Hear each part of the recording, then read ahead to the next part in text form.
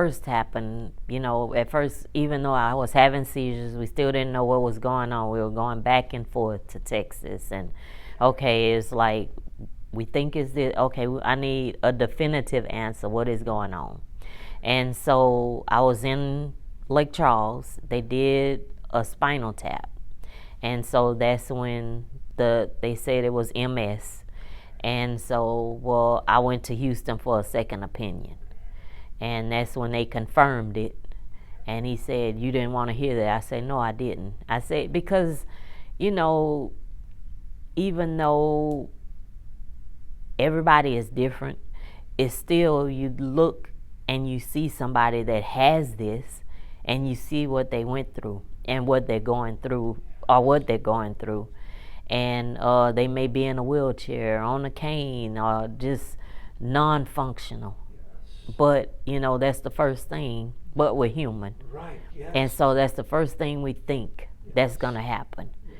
And then you have to hold up, just slow your roll, right, and just wait until a form of treatment is put before you, and then you handle it from there. But we kept it, like she said, it was like a year before we even told them. Yeah, okay. Because we needed to be able to come together and accept it and figure out what we were going to do. And like I said before, when I started doing a little bit of research, and then, like I said, watching people that had it, I told them, I said, you can leave. I say, because we have no idea. Right? Yeah, this is my husband. Leave. Yeah, because we have no idea where this is going to lead us. And what did he do? And he said, girl, you're crazy. He said, I married you for better, for worse, in sickness and in health. I am not going anywhere. A great man. And we will be married 33 years, November 30th. My God. Yes. And right now it's October. Yeah, 22nd. 22nd. There we go. Okay. Yeah. All right. Yeah. And so basically, it was a lot of running around between me and him. They didn't know why we kept going to Houston and, going to Lafayette and all these other places. Yeah, actually, I had a neurologist in Lafayette. And then after a while of seeing him, and he was going over my charts and everything, well, in between, that's when I got hooked up with the MS specialist in Houston. Because she had an event, and she came here, and I met her, and I was so impressed with her. And I said, well, how do I get in your office? And she said, well, call my office and make an appointment. And so I was seeing them both at the same time. Yeah, and so, but at some point, the neurologist said, I'm not going to keep you. He said, I think it's better for That's you. A great doctor. Yeah, he is. He is awesome. So perfect, yes. Yeah, he really is. Yes. And his name is Dr. Kevin Hargrave. Absolutely. Yeah, neurologist from Lafayette. Okay. And so he told me, he said, you just deal with your MS specialist. And That's so from that, so we just parted. On good terms. Absolutely. Yeah. Yes. But yeah, he was the one. So so that's where I've been ever since. Thank you, Mawri. The first thing I remember for sure are the seizures. Okay. Yeah, I remember the seizures for sure, and that was just them saying, hey, it's just trying to figure out what was going on with that. It wasn't until when she had her seizure, when she was working at Boudreaux's, that that's when they came out and told us they finally had found out what it all was, and they sat us down and explained to us and what challenges would come after it. Okay. Well, possible challenges. The last seizure she had was on Easter, and I remember Daddy just coming in, waking us up, telling us, hey, your mama just had a seizure. They said so he had all of us in the room saying, ask my brother, said we can either call the ambulance or we can just bring her ourselves. It's all right. So we ended up bringing her to the hospital ourselves. We spent that weekend, Easter weekend in the hospital. Gotcha. So it was more or less just a quiet understanding, like there was like no panic or anything. Everything was just calm, collected. Yes, your point. When you're dealing with MS, well, when you're dealing with any kind of illness, that is you have to have a good line of communication with the people that you're surrounded, your family members, and first, and then with your doctors, so everybody can be on the same accord. They know what's going on with you, your family, you know, and it's sad that I've been told that family members will, oh no, I don't want to deal with that, you know, but I was blessed to have a family like I have. They clown me on a regular basis, Oh, I but know. I've seen it. yeah, Yeah, you've seen yeah. it, yeah. So really and truly, that communication is just ultimately important, and it also makes you feel like this is just something I have. It's not gonna rub off on you. Is just something that I have, and that I'm dealing with. I just need you to understand where I'm coming from. That's it. Yes.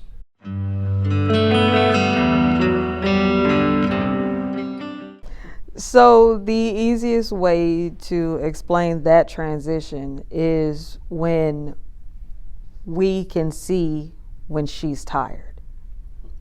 When it like even during the day we'll be running around doing all kinds of stuff. She's outside cutting grass. So whenever she starts doing stuff she ain't got no business, we start seeing her start to like slow down throughout the day, but she's still trying to keep going.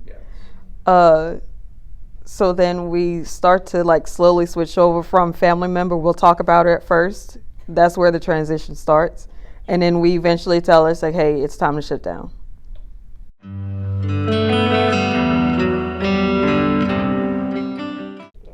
I'm just grateful because it's so many stories that you read that people have left spouses.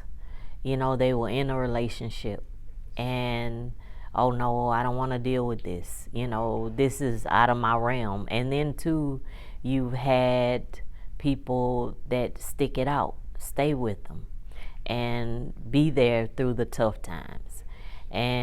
But like Terrell was saying, he said everybody is different, because if you're in a relationship already and something comes up where the person gets sick, it can be a little easier because you're used to the person.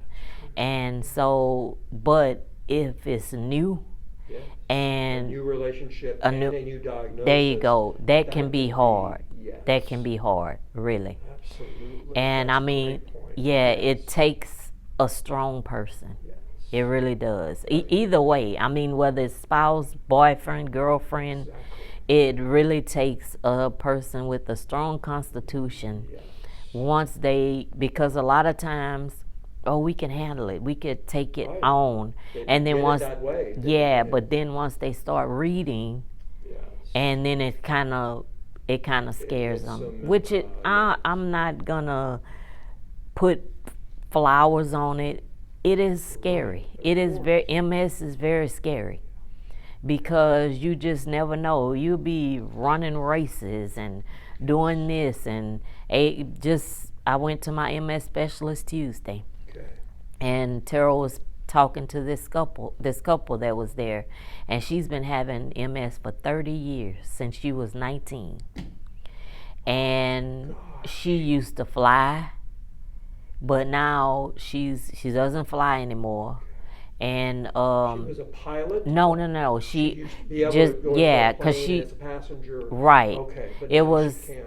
she basically used to do like the ambassador, where you go to different places and talk about MS. Yes.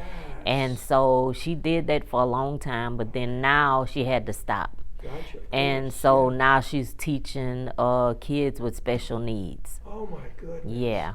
So she's keeping going. She's still going. Yeah.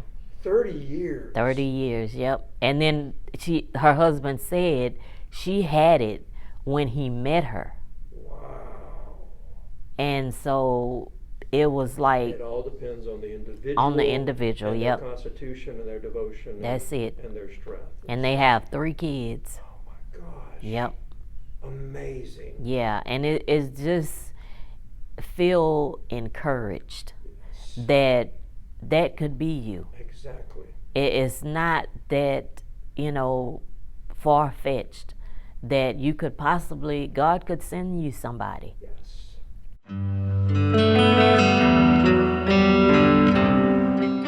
Make sure she's fed by a certain time.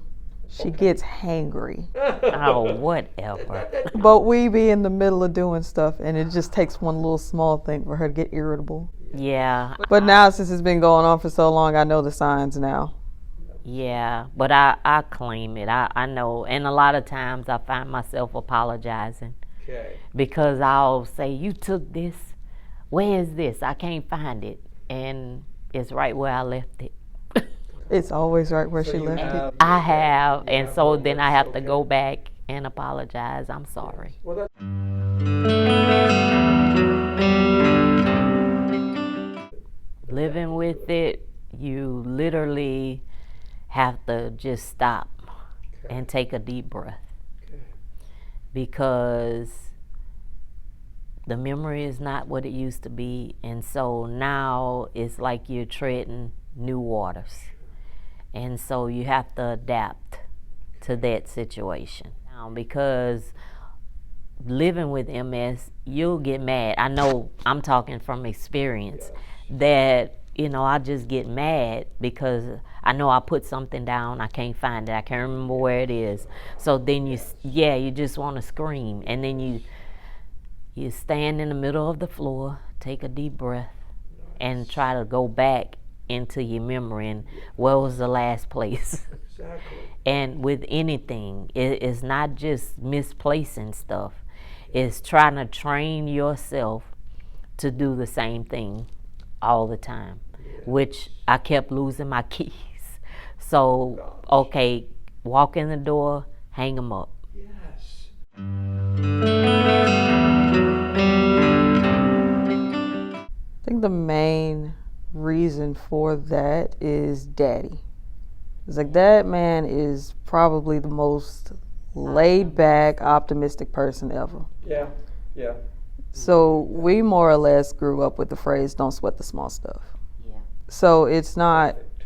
there's not really that much that'll actually stress us out. That's why I feel like we were actually able to acclimate a little faster after she had got diagnosed and we knew about it.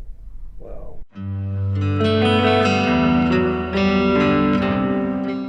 Just because you cannot let MS run your life, Yeah. though it tries. Yes, it does. Oh, yes. Yes. It does try, Yeah. but you have to say, hold up, you may try to be the boss of me. Yeah. But No, I mean, the only thing I really touch on her about is her hair. Yeah, it's She's stubborn when it comes to her hair. okay. it because when you have it and then it's like not what it was, it's grieving. Can be yes. It's yes. tough. It The really mourning. is. Talk about that. Yeah. The mourning of anything that you lose. And every day it's a battle Yes. Okay. because when I don't, because I call my hair Nadine's. Love it. Yes. All right. And so when I don't have Nadine, and then I'm trying to hide from Terry, you say, stop hiding. Yes. The man is bald. Yeah, he's going to say that. Yeah, but that's voluntarily bald. That's the difference. I say, I'm about headed your way. But it's, that's one good thing. Like I said, I'm blessed with him, is that bald hair, I'm not going anywhere. Yes. So, I told her if she decides to go bald, I cut mine in solidarity. oh, really? Yeah, Nice. Nice. That's beautiful. I would. I'm still working on trying to get it to grow back. They keep telling me that it's like the follicles Yeah. are permanently scarred or whatever. Okay. But I found this little cap where you can put it on your head and it's supposed to stimulate, but it's Yes. expensive. Okay. Oh yeah, I think the cheapest one I found is like the actual cap is like $400, Oh, goodness. up to $2,200. But they do have this little brush. It's called TheraBrush, Yes. and you put some hair oil in it, and you can brush your hair with it, and it stimulates. Yeah, Stimulates those nerves. Yeah. It gets those follicles. it has a blue light and a red light, and that one is like $40.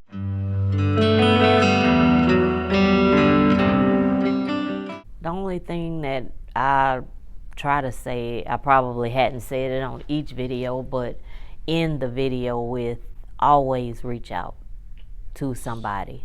You know, whenever you're not feeling well or mentally, physically, whatever it might be, try to surround yourself with people that you can trust. You won't be judged because you have MS. Yes. And it's not like I'm going to touch you and you're going to get MS. Right. It doesn't work like Does that. not work. Yes. It's just your luck of the draw. Yes. And so basically it's just stay positive as much as you can. Absolutely. And that is the most important thing, is to have that positive vibe in your life. However you can make it happen, do it. Because, I mean, it may take you whatever way you can. And then, too, a lot of times you might need to, some things you might not be able to say verbally. Yes. A lot of times if you write it down, Yes. write it down. Yes. And then if it's just something that you need to refer back to, that's fine. Or you need to relate to somebody, show it to your somebody. doctor or Exactly. somebody else. That's it. Just to add on to hers, it's like, yeah, surround yourself with people, because it's way too easy to fall into a depressive state. Find your people. And sometimes they do, like with MS Focus, Yes. they actually have a person, I think she's like available on Wednesdays. Okay. But you could go to msfocus.org. So once a week, Yeah, so once a week, go in there. and ask questions and stuff like that. So I mean, it's so many, msfocus.org. It's a website. Yes. Okay. Yeah, and it's just and if you don't find what you're looking for on there, you send them an email or something, and they will get back. That's one thing with the MS Society, MS Focus Foundation. They will get back with you. Communication. Yeah, strong. exactly.